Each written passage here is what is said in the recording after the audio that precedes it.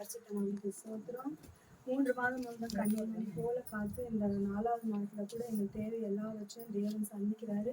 அது மட்டும் இல்லாம எனக்கு கூட நிறைய பலவீனம் இருக்கு. அந்த பலவீனம் மத்தியில கூட ஏசப்பா பலத்தால எடை கட்டி என்னை ஒவ்வொரு நாளும் வேலைக்கு போயிட்டு வர உதவி செய்யறாரு. அதுக்காக அவருக்கு நன்றி.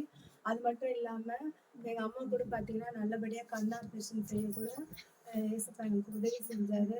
அது கூட ஃப்ரீயா, அது வந்து நான் சாட்சி சொல்லும் போது சொல்லாம விட்டுட்டேன். நானு 2 கண்ணும் வந்து ஃப்ரீயா, அதாவது ஃப்ரீயான கம்மியானது 1000 ரூபாய், ஒரு கண்ணுக்கு 1000 ரூபான்ற மாதிரி ஃப்ரீயா செய்யலாம் ஏசப்பா வந்து எங்களுக்கு உதவி செஞ்சாரு. எந்த ஒரு கஷ்டமும் இல்லாதபடிக்கு அம்மா இந்த நாள் மட்டும் கண்ணில் எந்த ஒரு வலியும் இல்லை, நல்லபடியா பார்வை தெரியுதுன்னு சொன்னாரு.